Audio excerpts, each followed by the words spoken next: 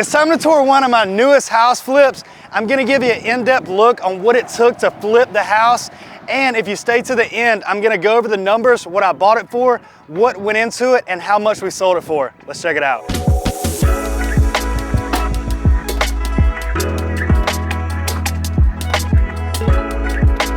So as we come in the front door, we have a living dining combo in here. And when we bought it, there was just nothing but like old carpet in here, thick old carpet. So we actually had to pull it all up, and under it was hardwood. And the hardwood was actually in decent condition. We just shined it up. It saved some money. We had to use LVP in some areas of the house, laminate wood, but the places that did have hardwood, we kept it, and it actually went together pretty smoothly.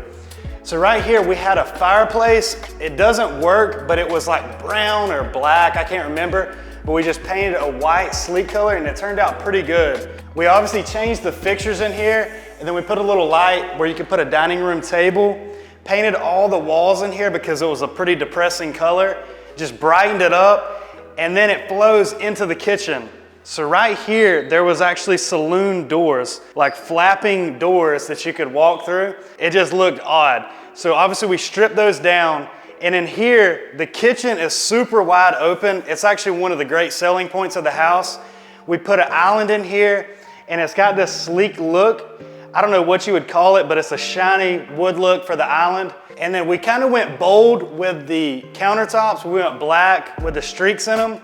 White cabinetry, slow close drawers all throughout, and it made the kitchen a complete 180.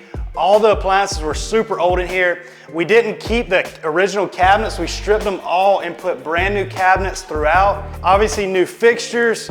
The kitchen got completely gutted and it turned around and it turned out great. Coming down from the kitchen, we have this little extra room. It's sort of like a den. You could use it as an office space, whatever. And it had the same carpet that was flowing throughout. It was terrible.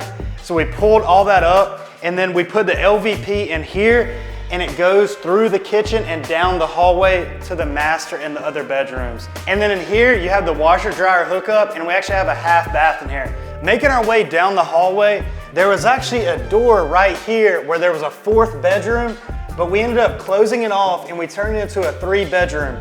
You'll see what we done with it in here.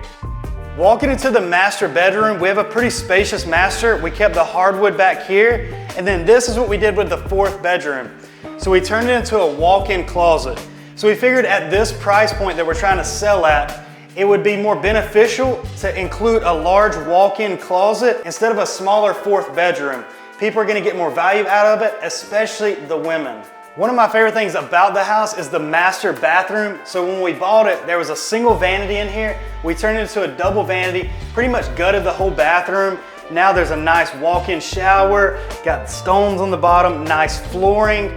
Always do double vanities, especially in the master. It's gonna upgrade the value of your house. In one of the other bedrooms, we also left the hardwood floors, and I never wanna pull carpet up again because in the older houses, they would leave glue actually like under them. So I had to like physically rip up all the glue. We also replaced all the windows throughout the house. That's another big thing that you want to determine when you're flipping a house is if you want to keep the windows or not, because that's a super expensive thing to do. But they were so old that we had to replace them. So new windows throughout the whole house. Obviously replaced the ceiling fan. Both bedrooms are sort of similar, so there's not much to talk about with either bedroom. A bedroom is a bedroom. In the other bathroom, you'll walk in and it is super bright in here. So we had to paint everything. This was another super depressing room. The shower was really short. We changed it up and just painted and refinished all of this. And it actually turned out better than I expected. All right, so a little recap and a breakdown numbers-wise of what we bought it and sold it for. So I bought this house for $130,000. We put about $40,000 worth of work into it. And in my mind, I thought that we could sell it for $259,000. So when I went to list it, the market had actually shifted.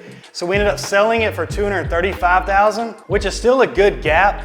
I think that's about $65,000. But then I had to pay a 2.7% commission fee to the other agent, which is just over $6,300. So we're looking at a rough $58,000 profit, maybe a little more. So it's still a win in my opinion, especially one of my first deals like this. So it's important to know the comps in your area before you even buy the house. So you know you're getting a good deal, and you know reasonably in your head what it's gonna take to fix up the house in order to sell the house at what you want it to sell for. And it's important to leave a little cushion in there just in case it doesn't sell for that amount like I had in my head. So overall, I enjoyed the experience, and I learned a whole lot during the way, whether that be the cost of things or what it actually takes to do something like this. I'm looking forward to my next deal. This is just the beginning.